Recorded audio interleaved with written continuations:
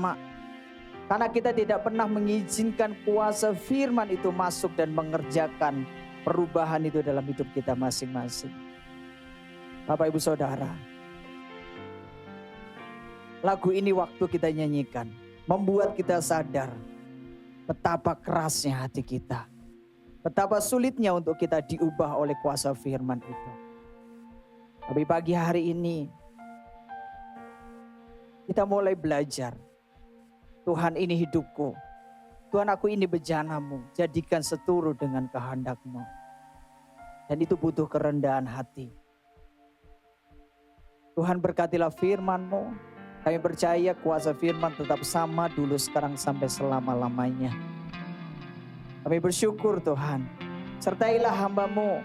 Nyatakanlah urapan atas hamba-Mu. Kami naikkan doa kami di dalam nama Tuhan Yesus Kristus. Haleluya. Amin. Umat Tuhan silakan duduk kembali.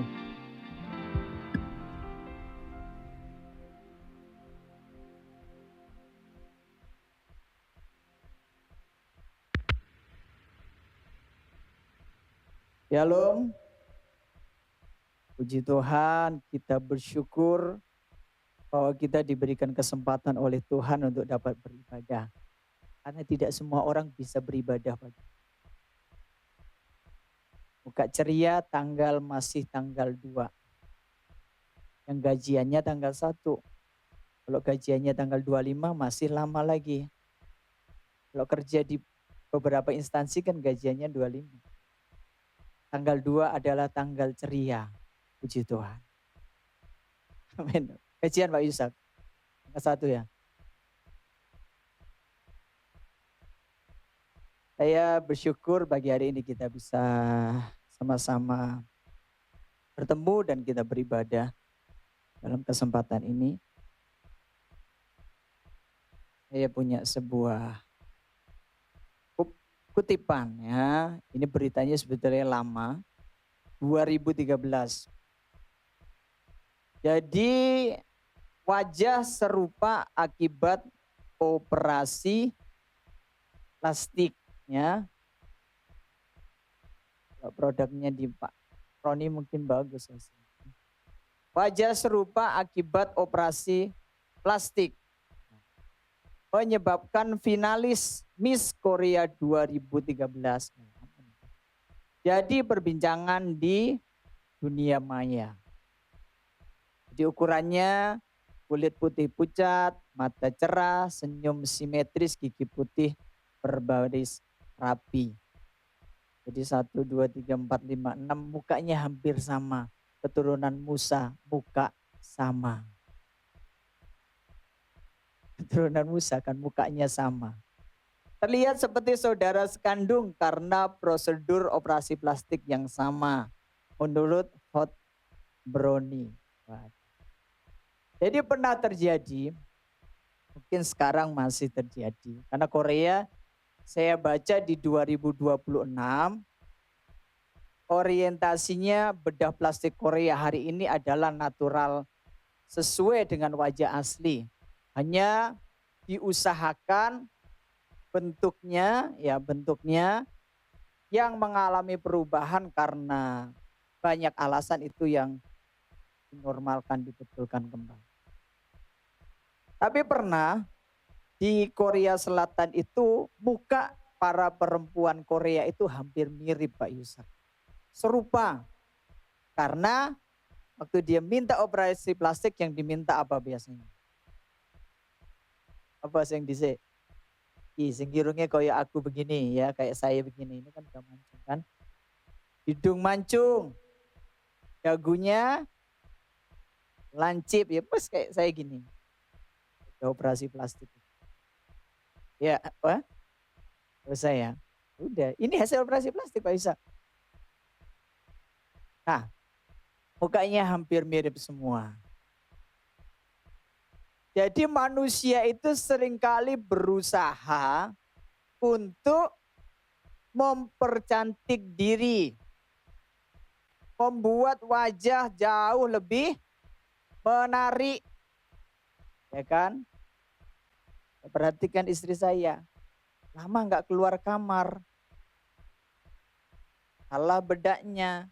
Oh ini belum. Kita seringkali berusaha untuk mempercantik diri, berusaha untuk membuat diri lebih menarik. Sehingga yang terjadi adalah manipulasi kecantikan, manipulasi kegantengan. Yang terjadi nggak lagi ori wajahnya. Jadi pagi hari ini saya ingin mengingatkan setiap kita, jangan sampai kita juga punya wajah rohani yang manipulatif. Koyok-koyoke Yesus tiba no duduk. Kita berusaha untuk kita bisa memiliki wajah sebagai seorang Kristen yang baik. Tapi yang terjadi semuanya itu hanya sebuah imitasi. Buktinya apa? Waktu kita di jalan, sekarang saya pakai jas, pakai dasi. Shalom, puji Tuhan. Kata beberapa orang, shalom, shalom. Kemudian saya di jalan, lewat lampu merah. Saya jalan sedikit, dari belakang langsung motornya nerjang. Lepas jas dulu, lepas dasi dulu. Tuhan berilah kekuatan kepada tangan saya ini. Kita mau bikin KO dia Tuhan. Ternyata berbeda ketika kita ada di dalam sebuah situasi, sedang beribadah, dalam situasi kita ada di. Jadi pagi hari ini saya mengajak kita belajar dari Kisah Para Rasul pasal 19 ayat 13 sampai dengan ayat 20. Kisah Para Rasul 19 ayat 13 sampai dengan 20. Kalau di Lembaga Alkitab Indonesia digunakan judul perikop anak-anak Skewa. Ya, mungkin dalam versi lain judulnya bisa berbeda. Juga beberapa tukang jampi Yahudi yang berjalan keliling di negeri itu mencoba menyebut nama Tuhan Yesus atas mereka yang kerasukan roh jahat dengan berseru katanya, "Aku menyumpahi kamu demi nama Yesus yang diberitakan oleh Paulus." Mereka yang melakukan hal itu ialah 7 orang anak dari seorang imam kepala Yahudi yang bernama Skewa. Tetapi roh jahat itu menjawab, "Yesus aku kenal dan Paulus aku ketahui. Tetapi kamu, siapakah kamu?" Dan orang yang dirasuk roh jahat itu menerpa mereka dan menggagahi mereka semua dan mengalahkannya, sehingga mereka lari dari rumah orang itu dengan telanjang dan luka-luka. Hal itu diketahui oleh seluruh penduduk kota Efesus, baik orang Yahudi maupun orang Yunani. Maka ketakutanlah mereka semua dan makin masyhurlah nama Tuhan Yesus. Banyak di antara mereka yang telah menjadi percaya datang dan mengaku di muka umum bahwa mereka pernah turut melakukan perbuatan-perbuatan seperti itu. Banyak juga di antara mereka yang pernah melakukan sihir, mengumpulkan kitab-kitabnya lalu membakarnya di depan mata semua orang. Nilai kitab-kitab itu ditaksir 50.000 uang perak. Dengan jalan ini makin tersiarlah firman Tuhan dan makin berkuasa.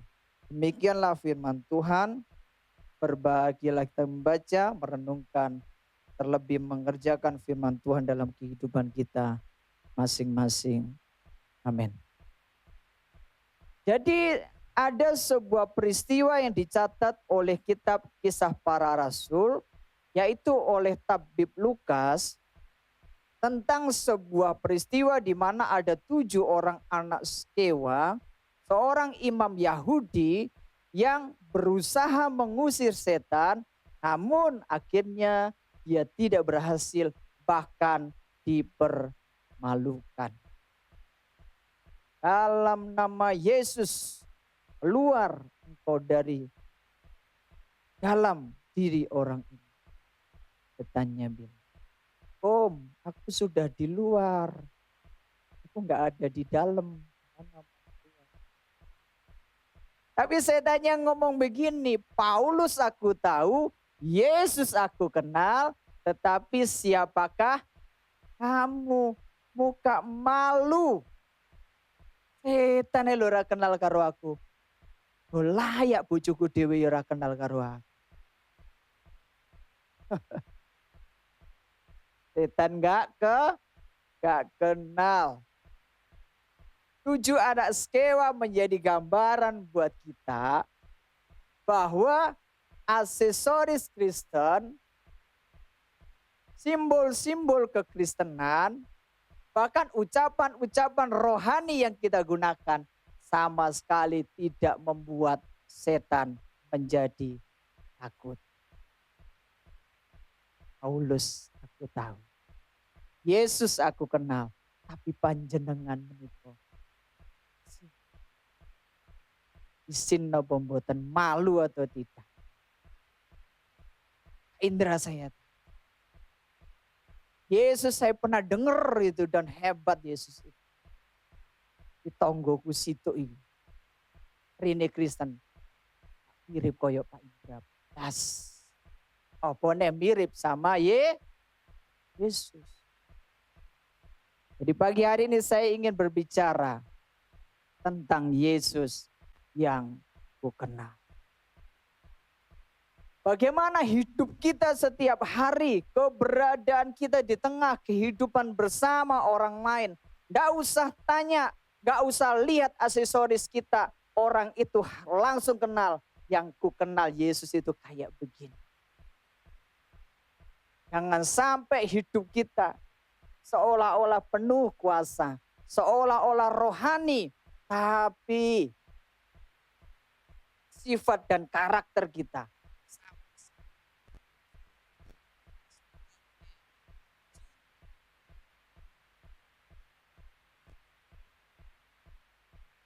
pagi hari ini saya mengajak kita belajar bagaimana orang bisa mengenali Yesus di dalam kehidupan kita. Di dalam Kisah Rasul 19 ayat 15. Tetapi roh jahat itu menjawab, Yesus aku kenal dan Paulus aku ketahui, tetapi kamu siapakah?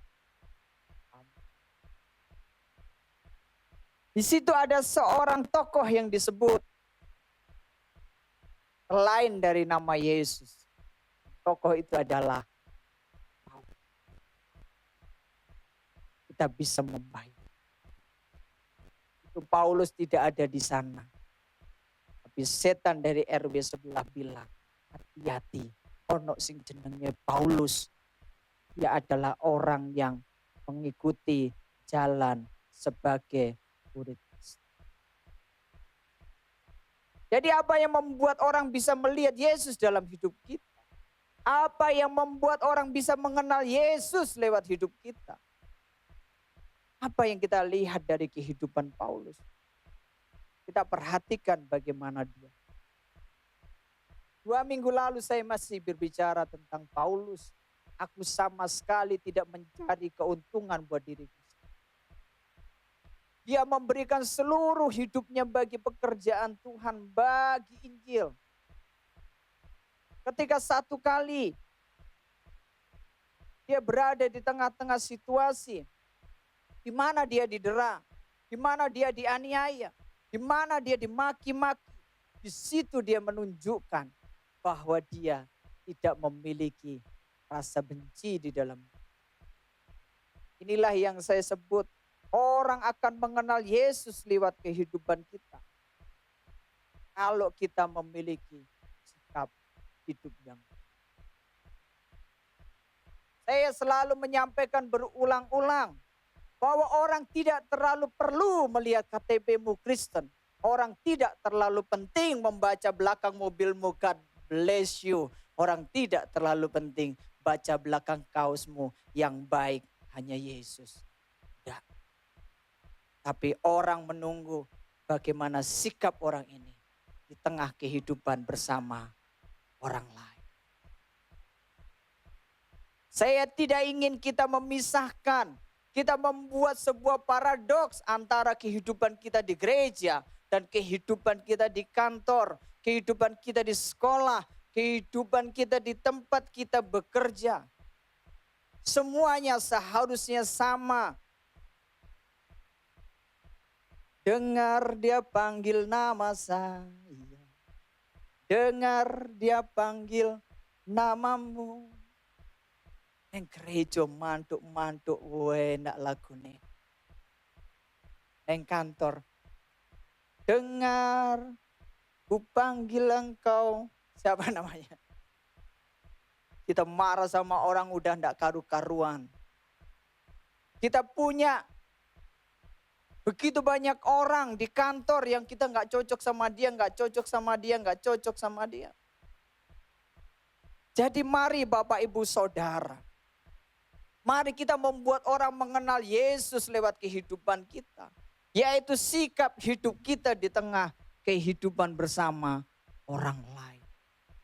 Jadi jangan sibuk kita menyetel, memutar, membunyikan lagu-lagu rohani, kenceng-kenceng di kantor tempat kita kerja, di rumah tempat kita tinggal. Sementara orang tidur sakit gigi, aduh untukku loro, lagune kok lagu Kristen yo. Tidak penting. Tapi waktu lagu-lagu itu diperdengarkan lewat sikap hidup kita, maka itu jauh terdengar indah buat mereka. Amin. Bapak Ibu Saudara. Kemarin doa pagi saya sampaikan. Di tempat saya mengajar, di sekolah saya sampaikan. Kepada anak-anak muda saya bilang. Bro, sis, kamu harus jalan seperti layaknya orang Kristen. Kamu harus belajar seperti layaknya orang Kristen. Kamu harus kerja seperti layaknya orang Kristen. Itu yang membuat dunia mudah sekali mengenali kita. Jadi setan tidak lagi bilang, Pak Indra aku tahu. Yesus aku kenal. Pak Yusa juga aku tahu. Ini yang terjadi dalam hidup kita. Hari ini pesan Injil tidak perlu engkau perdengarkan keras-keras lewat sebuah pernyataan di tengah orang banyak. Tapi hadirlah dengan sebuah kesaksian hidup yang baik. Maka itu akan berbicara lebih keras daripada apa yang kau katakan. Ayo. Kalau saya bilang, engkau mau berkata saya mau memberitakan Injil jauh. Istrimu aja gak mengenal engkau sebagai wujud cerminan Injil yang sejati.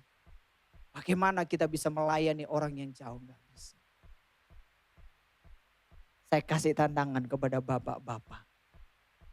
Buat istrimu ngefans sama kamu. Buat anakmu ngefans sama kamu. Saya pengen pergi gereja kayak papa. Saya pengen sembahyang saya teduh kayak papa. Saya pengen sabarnya kayak papa. Maka sikap hidup kita lah yang membuat orang mengenali Yesus di dalam diri kita masing-masing. Disinilah Paulus memberikan teladan kepada kita dalam Filipi 1 ayat yang ke-20. Sebab yang sangat kurindukan dan kuharapkan ialah bahwa aku dalam segala hal tidak akan beroleh malu, melainkan seperti sedia kala. Demikian pun sekarang Kristus dengan nyata dimuliakan di dalam tubuhku, baik oleh apa? Hidupku maupun oleh matiku. Bukan begini isinya. Yang sangat kurindukan, kuharapkan ialah bahwa aku dalam segala tidak beroleh malu. Karena aku kaya, karena aku pinter, karena prestasiku banyak, karena semua orang mengenalku hebat. Tapi Paulus enggak, seperti sedia kala, supaya Kristus dimuliakan dalam hidupku. Baik oleh hidupku maupun oleh matiku. Rasul Paulus di dalam kehidupannya memberikan sebuah teladan yang luar biasa. Bagaimana dia hidup dan melayani.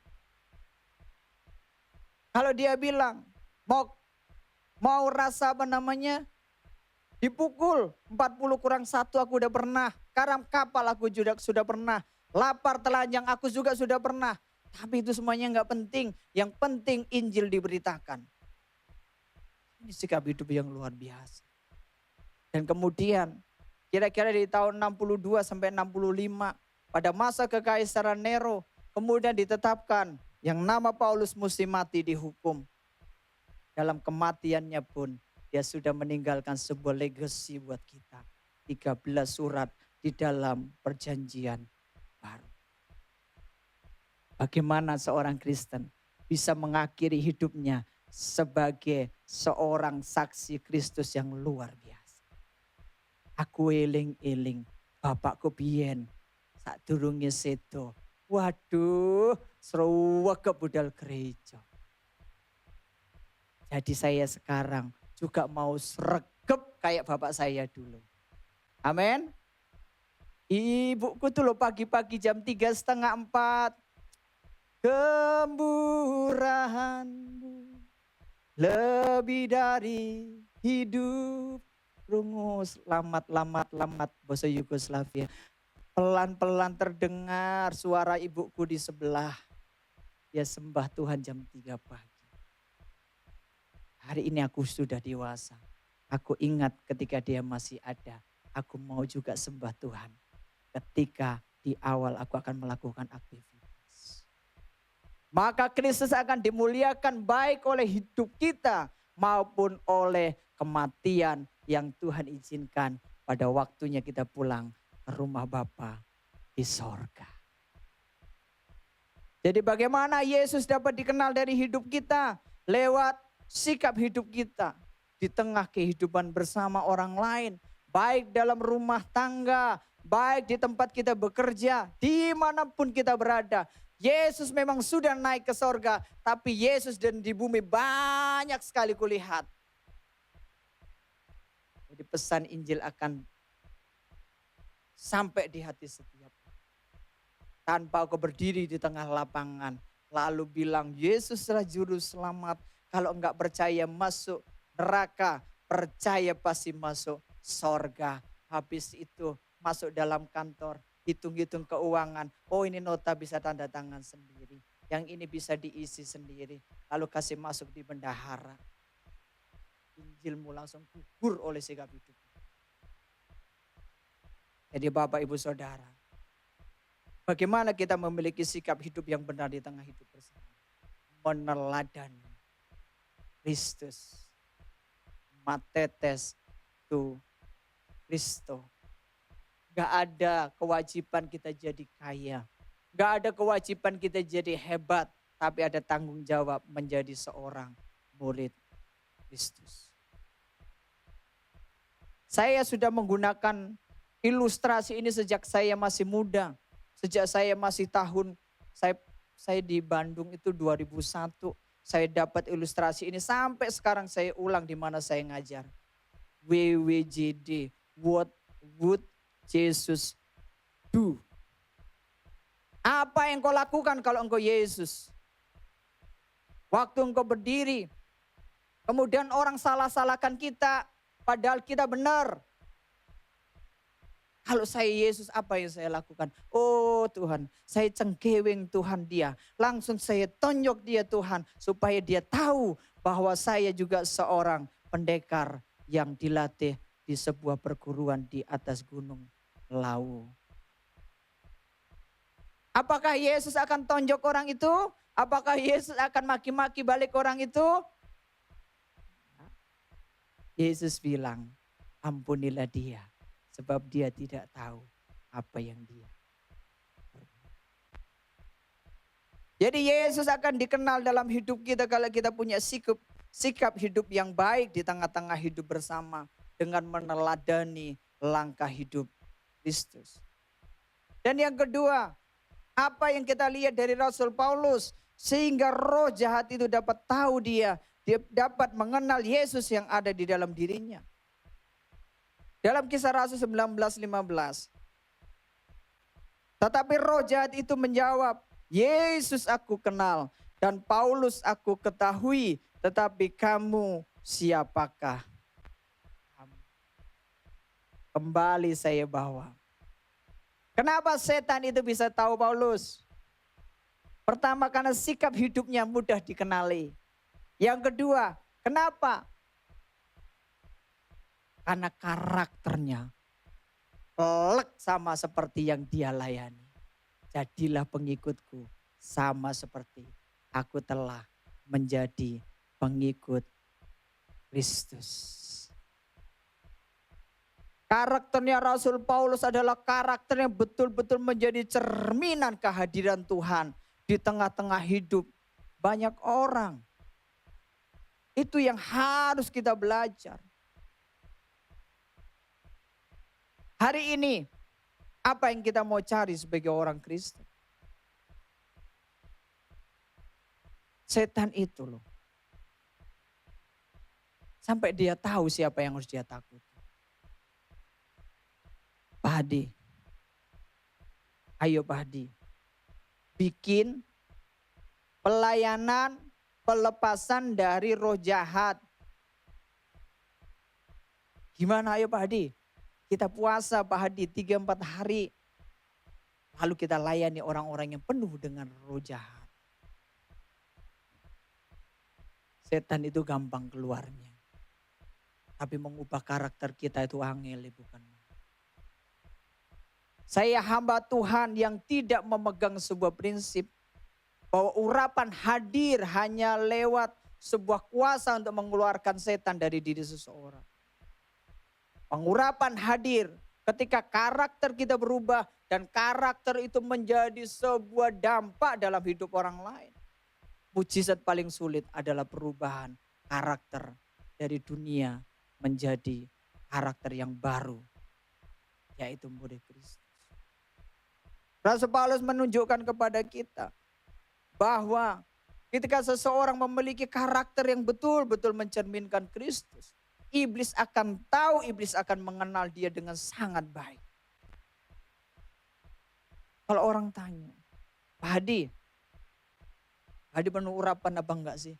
Bagi saya enggak penting. Yang terpenting saya hidup sesuai firman, saya layani Tuhan dengan sepenuh hati, saya mengasihi Tuhan dengan sepenuh jiwa saya, nanti iblis enggak wedi-wedi dewe. Enggak perlu saya teriak yang kencang-kencang. Karena setannya orang Jawa. Diteriakin kencang kaget-kaget enggak metu-metu. Alon-alon, enggak iso setannya wong Batak juga di dalamnya. Setannya bukan wong Batak setannya. Salah nanti dipotong di live sini. Ini setannya biasa dengar suara kencang. Enggak. Setan tidak takut dengan suara kita, tapi takut dengan karakter Kristus yang ada di kita. Ya Tuhan. Setan enggak lungo, bojoku sing lungo. Karena karakter kita enggak mau berubah. Jadi Bapak Ibu Saudara, kita belajar bagaimana Yesus dapat dikenal dalam diri Rasul Paulus.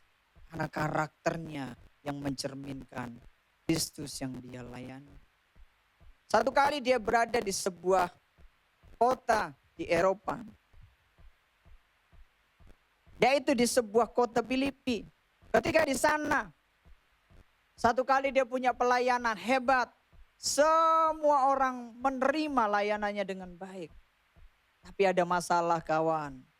Mereka biasa bikin patung-patung Dewi Artemis.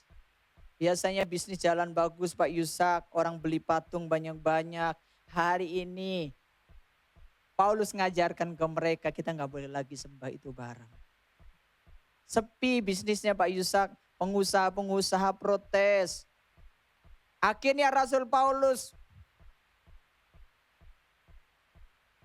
dituduh bahwa merusak membuat huru hara di kota Filipi. Gaduh kota itu ramai. Rasul Paulus didera, dipukul, dianiaya tanpa sebuah keadilan. Ditangkap, dikasih masuk di dalam sebuah penjara. Diletakkan di ruang paling tengah. Kakinya dipasung, dia bersama dengan Silas. Ketika ada di sana, Rasul Paulus kemudian menangis dan meratapi diri. Aduh cik rekosone yo melayani Tuhan iki. Telongso, kayak Tuhan gak menolong saya ya. Gitu? Gimana Pak Yusak? Ku mau memujimu, gitu. Ku selalu pujimu. Dalam penderitaan, karakternya tetap penuh dengan sukacita. Di dalam penderitaan imannya tidak gugur. Dalam penderitaannya nggak ada mulut yang mengutuki Tuhan. Dia memuji dan mempermuliakan Tuhan. Jadi peristiwa di penjara Filipi, Paulus dan Silas menunjukkan kepada kita bahwa karakter Kristus itu hadir. Dan itulah yang kemudian dipakai Tuhan. Ketika terjadi mujizat, terjadi gempa besar, pintu penjara terbuka, pasung terbuka.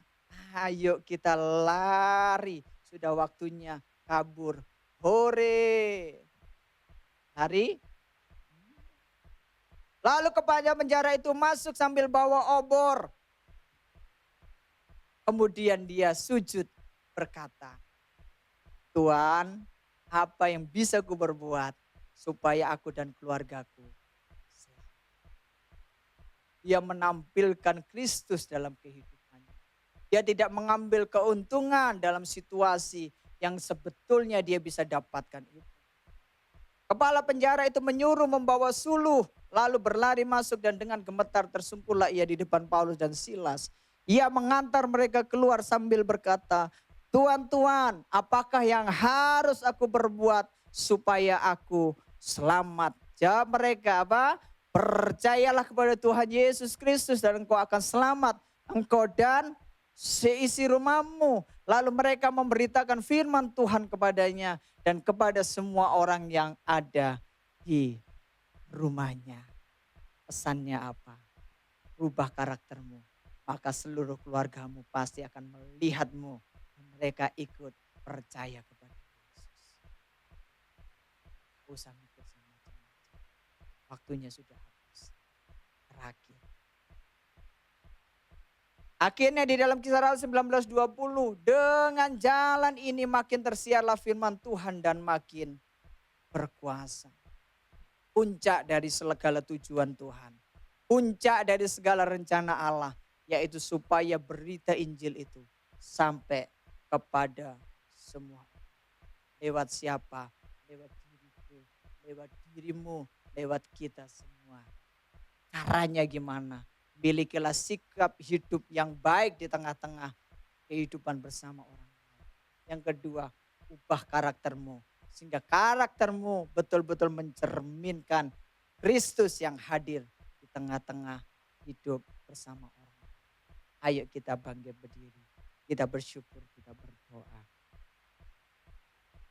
Saya persilakan kepada Bapak Gembala yang akan melayani pelayanan perjamuan suci.